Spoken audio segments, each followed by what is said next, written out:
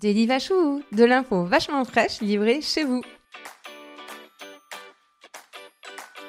Bonjour à tous, bonjour à toutes, je suis Louise Lespard du podcast La Clé des Champs, le podcast qui donne la parole aux agriculteurs.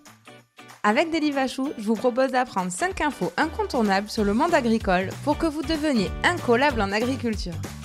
Allez, installez-vous confortablement, mettez les pieds sous la table, aujourd'hui on vous livre à domicile du sel. C'est parti pour tout savoir sur notre condiment préféré. Première info, on cultive le sel depuis l'Antiquité. À l'époque, ça se faisait naturellement. La mer montait dans les terres, le vent se levait et un cordon de sable se formait. Cela emprisonnait l'eau de mer et qui, à l'aide du soleil, s'évaporait, ne laissant au sol que le sel. À l'époque, le sel valait de l'or et faisait même office de monnaie d'échange. Saviez-vous que le mot salaire venait du latin salarium ? Il s'agissait en fait de la ration de sel qu'on donnait aux soldats romains à la fin du mois. Deuxième info, Je vous propose d'en savoir plus sur les étapes de production. En fonction de la région, on appelle les producteurs de sel des sauniers ou des paludiers. C'est un travail qui est très physique parce que ce sont en fait un peu des agriculteurs de la mer. Leur pire ennemi est l'eau douce et donc la pluie qui vient diluer la concentration en sel de l'eau. La production de sel est très saisonnière. On va prendre ici l'exemple du sel de Camargue. Pendant l'hiver, ils entretiennent les marais salants. Ce sont des sortes de grands bacs naturels.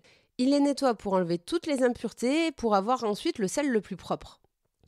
Au printemps, il faut entrer de l'eau dans les salins à l'aide de stations de pompage d'eau de mer. L'eau afflue via des canaux pendant plusieurs semaines et va passer de bassin en bassin pour être filtrée et, grâce à l'évaporation due au soleil et au vent, être de plus en plus concentrée en sel. On appelle ces bassins des parthènements. Donc plus l'eau circule, plus la concentration en sel est élevée, et à tel point que le sel va se cristalliser en couches épaisses de 10 cm. On appelle cette eau ultra concentrée de la saumure. Ce procédé s'étale jusqu'à l'été. Ensuite, de fin août à début octobre, a lieu la récolte du gros sel qui se fait mécaniquement. La célèbre fleur de sel, elle, se récolte plutôt à partir de fin juillet. Elle est toujours manuelle, ce qui demande beaucoup de main-d'œuvre saisonnière pour le faire. Les quantités récoltées sont très faibles. À titre de comparaison, quand les sauniers récoltent plus de 30 000 tonnes de gros sel par saison, ils n'en ramassent que 1 000 tonnes pour de la fleur de sel. Enfin, pour finir, le sel est trempé dans la saumure, puis égoutté pour ensuite être stocké et être prêt à consommer. Troisième info, Il existe différents types de sel, mais connaissez-vous bien la différence ? Alors, on a le sel fin, le gros sel et la fleur de sel. Le gros sel, il est laissé tel quel une fois récolté, il est mis en sachet et est prêt à consommer. Le sel fin correspond en fait au gros sel qui est moulu avant d'être mis en paquet. Et la fleur de sel, elle, qui est très recherchée par les grands chefs pour son croquant et son goût, c'est un peu le caviar du sel. Il s'agit de petits cristaux de sel qui se forment à la surface de l'eau. Ils sont ramassés manuellement, comme on l'a dit, à la pelle, ce qui explique son coût plus élevé.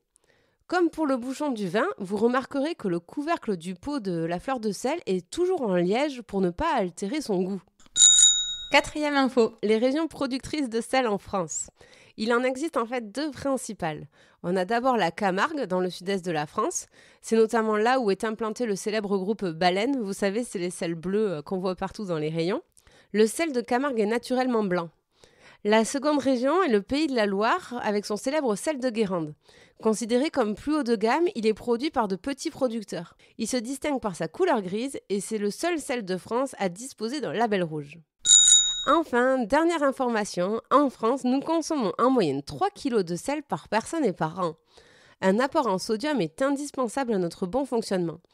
Mais attention tout de même à ne pas avoir la main trop lourde. Le sel peut être à l'origine de votre hypertension.